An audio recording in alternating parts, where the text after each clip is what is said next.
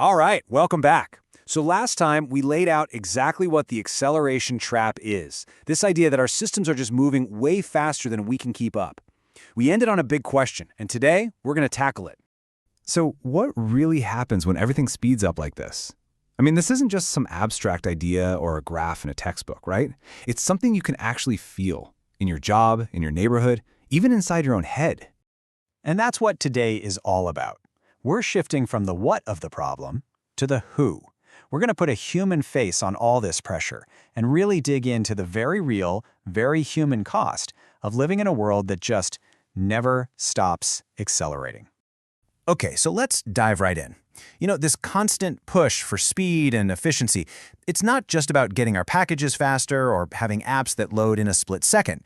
There's a flip side. It creates these huge, often hidden pressures on all of us who have to live and work inside these super-fast systems.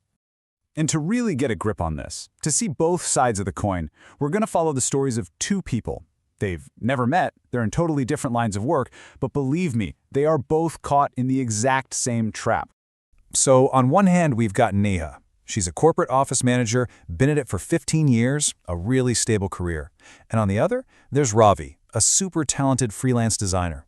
Their stories kind of show us the two big ways this crisis hits. For one, it's a threat to that old-school stable job. And for the other, it's the constant uncertainty of the gig economy. Okay, so for Neha, everything flipped upside down the day her company brought in this new AI platform. All the stuff that took her expertise, the things she spent her whole day doing, complex schedules, invoices, reports, the AI did it in like seconds. This wasn't a tool to help her, it was a tool to replace her. All that expertise she built up over a decade, suddenly it felt worthless, obsolete. Now, Ravi's story is a little different. For him, it wasn't one big shock. It was more like death by 1,000 cuts. See, his creativity, that was his whole career. But then, clients started coming to him with logos that some AI had spat out. And suddenly, his years of training, his artistic eye, all of it was being compared to a $30 a month subscription that could churn out good enough designs all day long. And this is where it gets really deep. Because, look, the threat to your job, that's just the tip of the iceberg. The real weight, the thing you feel every single day, is the psychological squeeze. You know that feeling like you're running on a treadmill that's just getting faster and faster, and you're just trying not to fall off? Think about this. It really wasn't that long ago. You could learn a skill, and it would be valuable for about 10 years. They call it a half-life. Basically, it meant you had a good decade of stability. A decade to actually feel like you knew what you were doing, to master your craft. But today, that half-life has been chopped down to just 5 years. And if you're in tech, it might be as little as 2. It's insane. What that does is create this constant low-level anxiety. The whole idea of mastering something is gone. Now, it's just about being temporarily relevant. So, back to Neha. When her boss casually says, "Hey, you should upskill in data analytics," that doesn't sound like a fun opportunity to her. It sounds like a threat. This whole lifelong learning thing sounds amazing in theory, but for her, it just became a second job she wasn't getting paid for.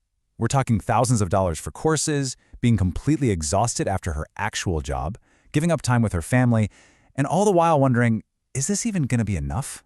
And this really highlights a massive disconnect, doesn't it? Our whole education system is basically running on an old operating system. It was built for the industrial age, teaching people to follow rules and memorize facts. It's so big and bureaucratic, it just can't change quickly. But the world out here, it needs creativity, teamwork, people who get digital. And our schools just aren't set up for that.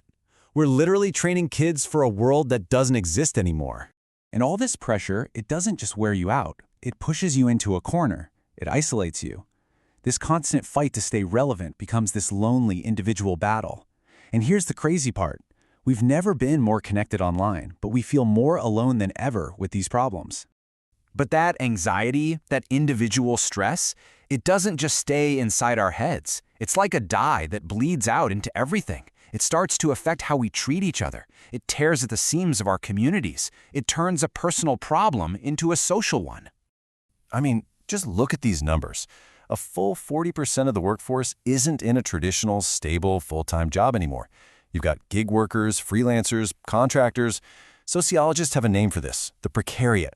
It's this huge group of people, like Ravi, We're constantly patching together a living with no safety net, no sick days, no retirement plan, and none of that community you get from a regular workplace.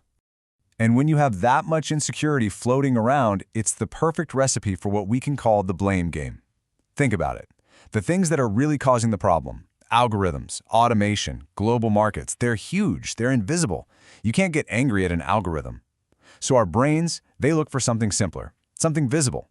We start looking for a person, a group to blame. For someone like Ravi, you see this play out online all the time. He's got all this real, justified anger about his money situation, right? But where does it go? It gets funneled into these endless online battles about politics or culture or whatever the outrage of the day is. It feels like he's doing something, sure, but it doesn't change a single thing about his real life. It's all a distraction, really. It just channels his anger somewhere else, and worse, it pits him against people who are probably going through the exact same thing. And while all this is happening online, something else is happening in the real world. The actual places where we used to connect are disappearing. You know, those third places? Not your home, not your work, but the local coffee shop, the library, the park. For Neha, who lives out in the suburbs, all of that has been replaced by big box stores and Amazon deliveries. And when those places go away, so do the random chats with neighbors, the little moments that build a community. It just makes the real-world isolation even worse. Okay, so here's the most important takeaway from all this. What's happening to Neha and Ravi, it is not a personal failure. It's not because they didn't try hard enough. We have to see their struggles as the logical outcome of the system we've all built. Yeah, their anxiety, their feeling of being left behind, that's not an accident. It's what happens. It's the predictable result when you design a system that values speed over people. It's not a bug, it's a feature. And once you see that, once it clicks, it leads you to a pretty obvious question, right? A solution that seems almost too simple. If speed is the problem, why don't we just slow down? If the pace is what's hurting everyone, shouldn't that be the answer? Just hit the brakes? But, and this is the core paradox of the whole trap, it's not that simple. If acceleration is the problem, just slowing down isn't the solution either. The problem is deeper than just the speed, and that counterintuitive little twist, that's what we're going to unpack next time.